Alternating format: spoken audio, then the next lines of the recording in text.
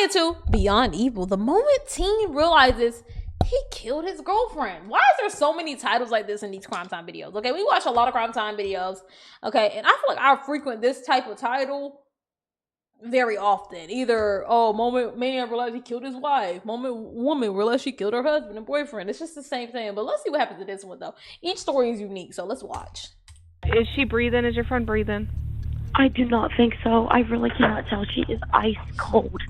This is a call from a group of teenagers on a high school I'm just thinking about the last case. graduation trip. Just minutes ago, they awoke to find their 18-year-old friend unresponsive on the floor. As paramedics rush to the scene, no one in that room fully understands what happened the night before. But what investigators are about to uncover tells a very different story. Because just hours earlier, a jealous argument over a message on her phone had turned violent, ending in one of the most disturbing teen murder cases South Carolina has ever seen. Oh, shit. What you did caused the death of I made a somebody. decision. God, Natalie. I'm supposed to see you one more time.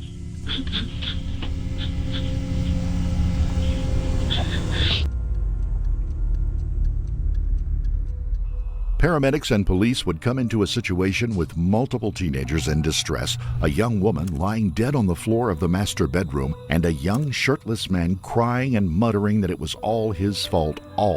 The young woman, it became evident, had died the night before and rigor mortis had set in. The CPR that had been performed heroically on her was in vain. The young man claiming responsibility was bleeding slightly from two small puncture wounds just below his sternum. He showed scratches, also apparently from some kind of knife, with one on his wrist and one at his throat. 18-year-old Blake Linkus would be arrested, placed in handcuffs, and taken to the nearby Grand Strand Hospital for treatment of his wounds, observation, and questioning by police. 18-year-old Natalie Martin, who worked in a daycare and was beloved by so many, would never see home again. The lives of the other 6 young people on that trip also would never be the same. Considering everything that had happened and what Blake was looking at down the road, it would seem that he was resigned to his fate or possibly just bored with it all. It is now the afternoon of June the 8th, and it's time for Blake to sit down and explain what happened that evening. They let him sit in the room by himself for a few minutes to settle in, and hopefully the weight of the situation will dawn on him. He is obviously uncomfortable, but doesn't seem to fully understand what he has waiting for him. Eventually, Detectives Jones and Skeller from the Horry County Sheriff's Department enter and begin the interview after explaining his Miranda rights. Blake waives those rights and lets them know that he is fully willing to talk to them. Oh, you guys were planning on going to the House of Blues, right? Okay. Just start from there and walk me back through everything again. We all got Ubers to go there. And then I was talking to other friends that I knew there, and everyone else was in the back, towards the back of the line. And they were saying Dakota was getting kicked out, so I walked over there and just wondering what was going on. And he was going to get an Uber back, and I didn't feel good, so she was going to go back. I wanted to get Dakota to come back and Natalie, so I went with them. And got back, and kept bringing more. Me and Natalie, got ourselves together. Dakota took a little bit of a nap. We just kept hanging out with them. And then later on, the whole situation happened, which I didn't mean to. It just happened. I would never harm her anyway. Well, what situation It was a dream. I didn't even know it was true. So you, Dakota, and Natalie, was it back to the rental unit y'all were at? All right. Do you remember about what time that was? Or have an idea, maybe? It's just one thing I'm never. Okay, was it dark? It was dark towards home. Was it dark? All right. Every year, tens of thousands of recent graduates and young people make their way to the white sands and activities of Myrtle Beach, South Carolina. For many kids on the East Coast, it is a rite of passage.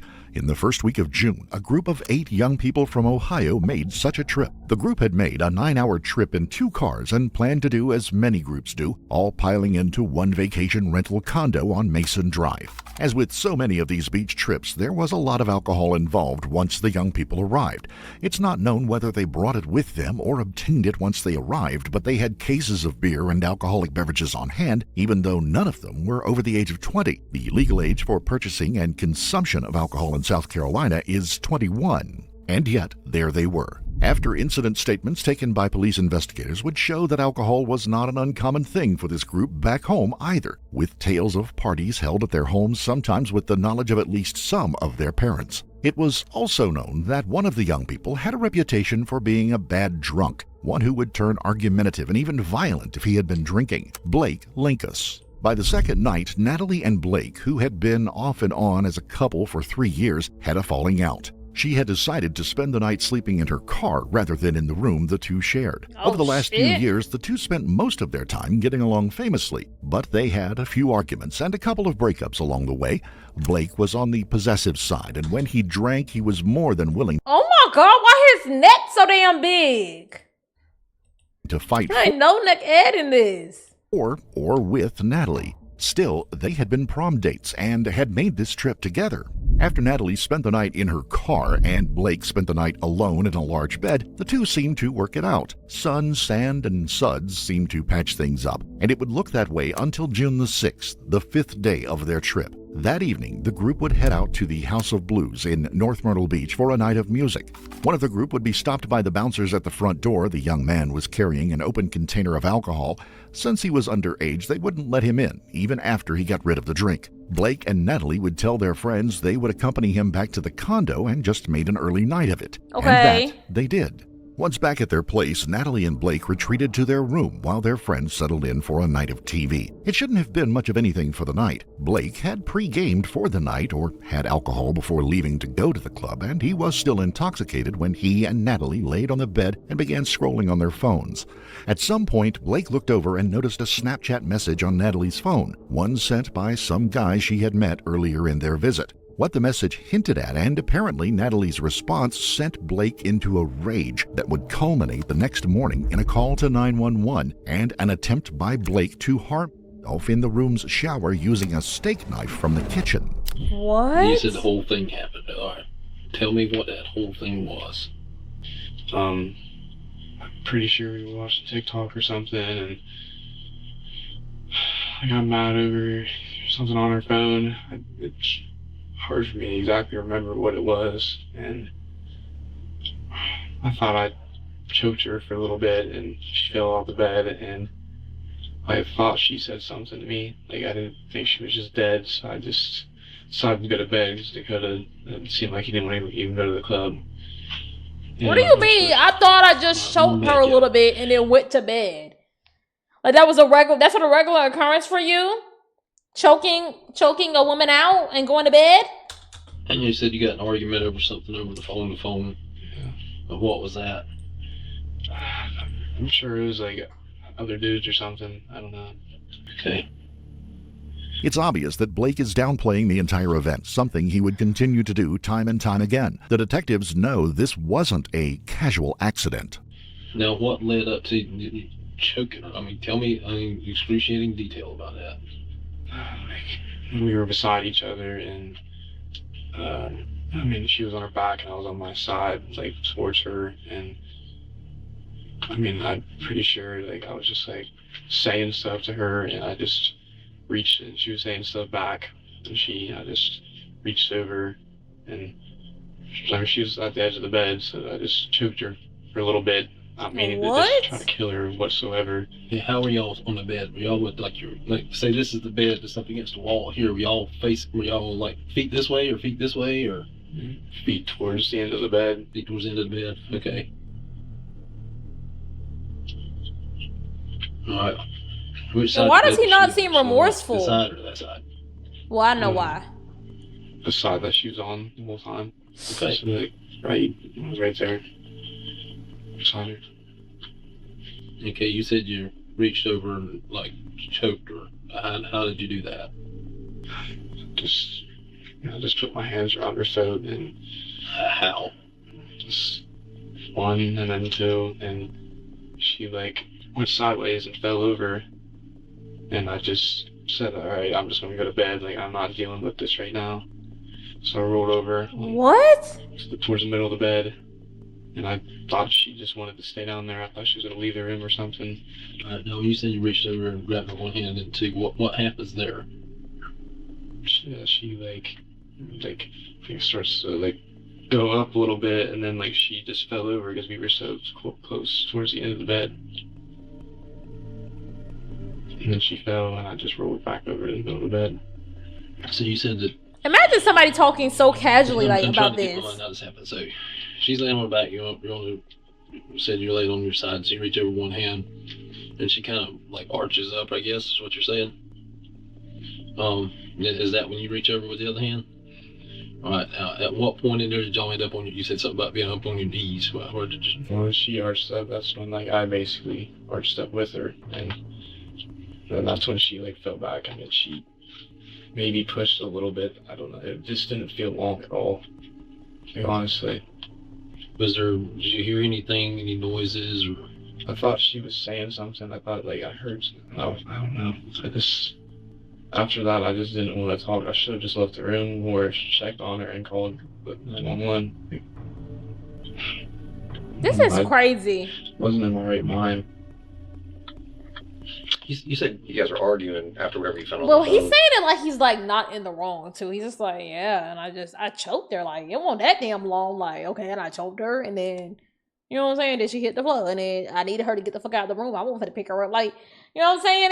He's just saying it so like careless. Like he don't give a damn. But That's so said sad. something, or she said something. Do you know what she said to you? I don't remember what we both talked about at all. I just know I said something, which I never get mad over that stuff. It's just she'd get mad, and it just, I don't know, the alcohol, it just escalates, I don't know, worse than I would ever be if I was sober. If I was sober, You can't blame it on the liquor. Plus, we've just Don't never blame it had on the liquor. anything like that happen to us before. I mean, one of y'all killing each other? As we said before, alcohol and Blake don't go well together. A text string taken from Natalie's phone showed that there were some folks who had misgivings about Blake and Brady, another friend of the group, taking part in this trip, as well as even Blake's own mother. Blake's mother would send a text to Natalie reading, "Hey, I love Brady to death, but I'm not comfortable with him going on the trip. I feel like it's just asking for trouble." Linkus, yes, Blake is known by his family members by his last name, is a concern enough, but him and Brady without parents is a recipe for disaster. In another text thread, Natalie and a friend are discussing that Natalie needs to be the one to kick Blake or Brady or both out of the trip. In the end, Natalie tells her friend, "I think it's really unfair. I don't want to uninvite him, so maybe Blake can just not go since his parents have a huge problem with it, when honestly, truthfully, Blake is always the problem every single time." Her friend finally surrenders to the inevitable, saying that it is kind of hard to uninvite someone. Not that hard. After the decision was made. Sorry, I'm not blaming her. I'm for y'all. You can't come. Sorry, heart. And then we'll move on about your day. And everyone was ready to go on the trip, Blake's mother would send him one last text in an attempt to change his mind about going. She would write, "It's not for you to control. We do everything for you. Have your best interests at heart and don't ask anything. Every rule you have broke, and now you have an attitude about it. You have been making good choices and graduation. I have never seen so many smiles. You know what is right and wrong. And you are setting yourself up to make mistakes. Have you ever heard the saying that the road to hell was paved with good intentions?" Blake's father would also send a text close to the time when the group was almost at the end of their journey to the seaside town. In part, it would read, "Have fun, be smart, make memories, laugh, take pics, enjoy the beach and ocean. No drama, keep your cool, bring laughter instead of anger, walk away from trouble and be the bigger and better man. I love you." If this is a conversation we have to continuously having with our son, I don't know what to tell y'all. Something is off. Something is off, bro. "With everything in me and always will. I want you to have fun, buddy. Be safe and check in, please. Now that we have a better picture of what was going on behind the scenes before the trip even began, let's rejoin Blake's interview with the investigating officers. So,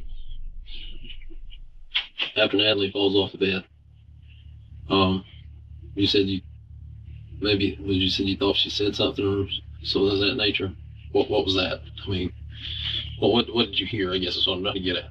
It seemed like just breathing in a word, like a word come out. I don't know. It didn't seem like she was like dying. Because I've never heard anyone die. So I don't like this at that point, kid. you went to sleep. Is that what you said? exactly what I did. Huh? It's exactly what I did. I thought she was going to sleep there or go out of the room. I don't know. Did you text anybody or anything at that point? I texted my parents. Is that why she slept in the car the night prior? Did you put your hands on her? I messed up. I mean, that was really it. And then I moved in and stuff. What was that about? Just because, I mean, I've never done that to a woman before in my life. I don't believe that. I even checked to see if she was on the ground still or if she had it. Like, it was just right during that point I put my phone down and I just died. And I was really tired anyway, so I just went to bed. And then I woke up. And all that happened. It's wild. Both texts to his parents were captured by his phone. In both instances, he says that he knows he has done something wrong without saying exactly what had happened. Both messages were sent out about 11 p.m. on the night of June the 6th. His father would reply at 2:33 a.m. asking his son to reply to him ASAP. His mother would not see the message until the next morning. At 10:01 a.m., she would reply back, "I love you, infinity bunches. What's going on?" He would reply to neither, and there is no way his parents could have known that the young man had slept all night in the bed with his girlfriend's lifeless body laid on the floor nearby. That next morning would be the next focus of the detectives. When you woke up, tell me what happened then. I woke up, I first seen her there, I thought she was sleeping, I noticed something was off. And then I went to the shower, I got a knife and stuff, because I thought like that she actually was dead or something, because she was still in the same position, and she... Alright, I'm gonna back up a little bit, because you lost me. You got, excuse me, you got up, you saw Natalie still on the floor. Where was she at? Same, like, just on the side of the floor. She didn't move anywhere else. She didn't. The bed, like, she was just... she like right beside the bed, or kind of under the bed, or... like, beside it a little bit. I don't know, under it, I don't know. Okay. Well, alright, so you got up, you see Natalie. What's the first thing you do at that moment? Like, I kind of checked on her a little bit. Like, I just, like, moved her arm a little bit, and she was, like, cold and blue, and I'm just like, this is really happening. Like, this is really happening. And, like, I walked outside, people were sleeping, and I wanted, because I didn't want to live without her, and I just did that. You killed her? So I didn't want to live without her. What? I can't do this. Just in the shower. Let me hear from the girl's friend. Let me hear from the poor victim's friend, bro. Friends. I need to know the truth. I'm not getting the truth from him. And I the girls know. I couldn't do it to myself, so I just went out. We need to get her help now. While it seems anger and alcohol fueled this incident, they have to rule out that it wasn't just a sex act gone wrong, but it was actual murder. I know you said you guys had sex earlier, right? Right. You weren't into the whole choking thing where you were having sex or anything like that, were you? I mean, we've done it before, but obviously it's not like me actually just choking her. Okay. So, so when this incident happened, with this choking incident, you guys weren't engaged in any kind of sexual activity or anything? During the choking incident? Yeah. Yeah, that's because you all got in an argument about some stuff on the phone. They need to narrow in on making sure that Blake admits to what he has done in full understanding of the seriousness of the situation. One might guess that while Blake may have been in trouble a number of times in his life before now, introspection into what his responsibilities were might be lacking. Do you have any doubt what you did caused her death? What do you mean? Do you doubt what you did caused her death? Is there any doubt in your mind what you done caused her death, caused her to die? Well, at the time when I didn't know, but now I do know. And There's no other way. I mean, it was me, and I remembered that happening. I didn't think it was actually true. What? As soon that morning, I was just hyper. I didn't know what to do. I just really do not believe like, oh, it's just the liquor, bro. Like, I'm not buying this. Like, oh, he was a drunken rage. I mean, I think liquor definitely heightens emotions, but I just really don't believe that you just like kill. Like, you know what I'm saying? Like, there's a lead up to this, in my opinion. Wish I could explain, but I've never been in that position before. All right, so, and you tell me right or wrong. Especially with how understanding calm this he the way I is. put it. I'm going to kind of paraphrase it. The next morning, you kind of had that moment of, oh crap, I choked her last night and I've killed her. Is that the thought process the next morning? Yeah. I'm sorry? Yeah. He loved her to death. How did he move from love to murder, though? Jealousy played a part for sure. And I wasn't even, I mean, I was a little bit mad, obviously, but I wasn't trying to, like, completely harm her, even though, I mean, that's... Well, I mean, what did you get mad about? Whatever I seen on her phone, it was just, like... What'd you see on the phone? You know what you saw. Well, it wasn't nothing, like... Well, dude was, like, trying to meet up with her that was there down at, Myrtle Beach and Corner Bay and stuff, and she wasn't even, like... Oh, she gave out her number to some dude? No, this was like, through Snapchat. Okay, through Snap. Okay, I got It's it. just all the Snapchat. Gotcha. I don't know, I just kind of got mad about it. She was posting on Snap, and then somebody stood up on her story like, "Oh, y'all in Myrtle Beach there? Like, come meet up with me or whatever." And she had it open, and so you choked her to death. I'm just really not seeing the correlation, the escalation, or the casualness about this story. Like, everybody's speaking about it so casually. I think that's what's pissing me off. He's speaking about it casually. Even the officers are. I know they're just trying to, make sure they get the confession and do their investigation and stuff. But everybody's just so like, yeah, like, now she's choked out dead. Like, you know what I'm saying? Like, I don't like that. saying, I don't know, stuff like, I don't know. She showed me her text, and I don't know. And then they ask about the anger issues. Empty hand right there. This? Yeah. I'll stop and say, like, this was a year and a half ago at a party. I mean, What? Were you drinking then? that's why everything that I do when I drink, it just leads into something bad. Somehow, in the process that's of all of just this, you. the situation becomes real to Blake. He's not a kid in trouble anymore. He's an adult, and he is a murderer. The weight begins to settle on him. No. Can I ask you a question? Sure. I mean, when you, like, already have you talked to her mom or just your dad? Or... I spoke to her dad briefly yesterday. Obviously, I'm going to have to talk with him a lot more over time. Well, if you don't mind, if you're allowed to, like, what all did you say? Pardon? What all did you say to him? I just told him that his daughter was deceased and that it was some suspicious circumstances and it was under investigation right now. What did you say? Well, he was quite devastated. Well, that's his daughter. That's his baby girl. He was a little angry, wanting to know what happened and everything else. I said, well, in times to come, we'll be able to tell you more. I'm pretty sure you're probably not going to be their favorite person in the world for a long time.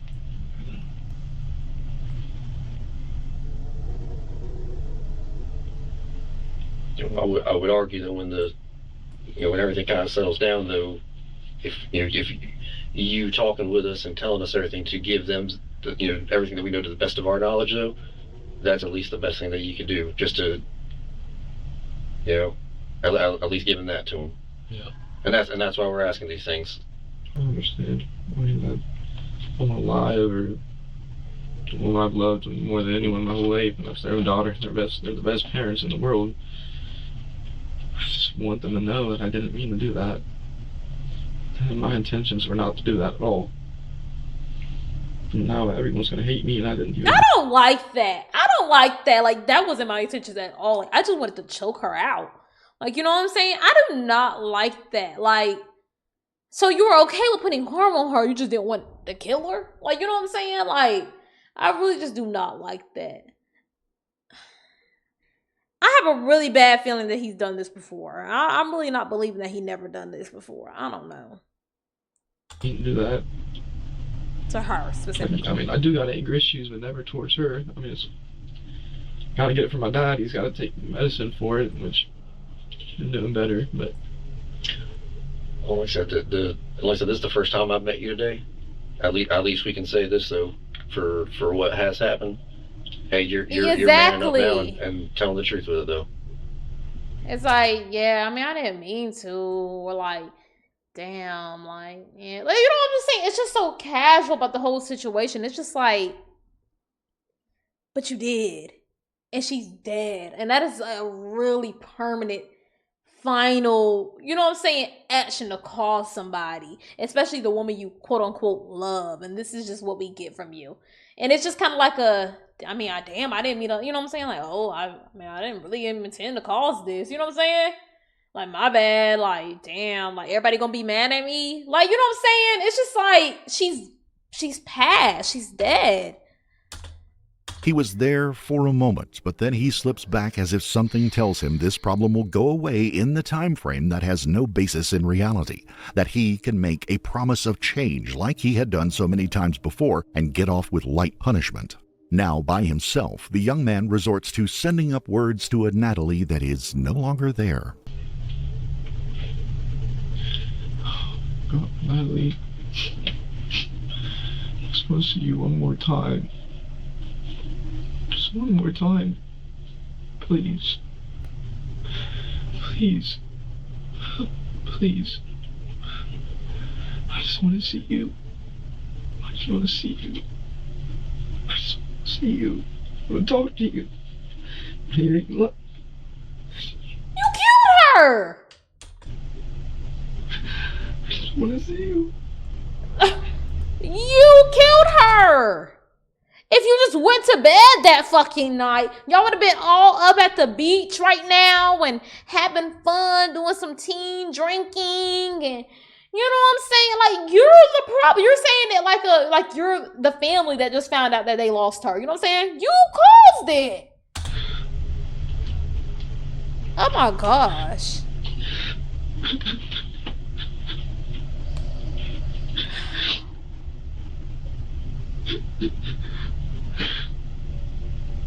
And it won't an accident.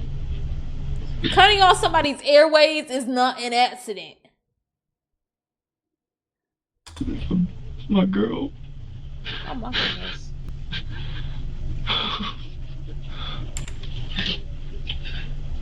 Oh my goodness. Oh, please. With the DNA evidence has been collected, just the older of the two detectives is left in the interview room with Blake. Blake is about to step through a door into a life he never would have imagined, and he is afraid. He asked the detective a simple question. Do you think my life will be ruined? Blake, I don't know how else to tell you this, buddy, but your actions killed somebody. I didn't want to keep reiterating myself, but I was like, is my life ruined? You took somebody's life. What you did caused the death of somebody. Blake Linkus would end up pleading guilty to the murder of Natalie Martin just days before he was set to go to trial. He would receive a 45-year sentence and begin serving it at the Tiger River Correctional Institute in Spartanburg County, South Carolina. Just before Christmas in 2025, Blake filed a notice seeking a post-conviction relief from his guilty plea. He would tell local news outlets that he should not have been guilty of murder because the killing was neither intentional nor premeditated. He would say that he was guilty of the situation, but not the charges. We would like to extend our deepest sympathies to the family and loved ones of Natalie Jane Martin, an 18-year-old woman taken far too soon. Yes, rest in peace to her, bro. This is just so crazy. This is so crazy. And him saying it's not intentional, it was very much intentional. In fact, you choked her. You said that she had a physical reaction from you choking her, and so you leaned into it as you continued to choke her. Then she fell, hit the ground, and you peeked at her and then went to bed. That is so sad, bro. Rest in peace to her. I hate that this happened. And prayers to the family. W sad video.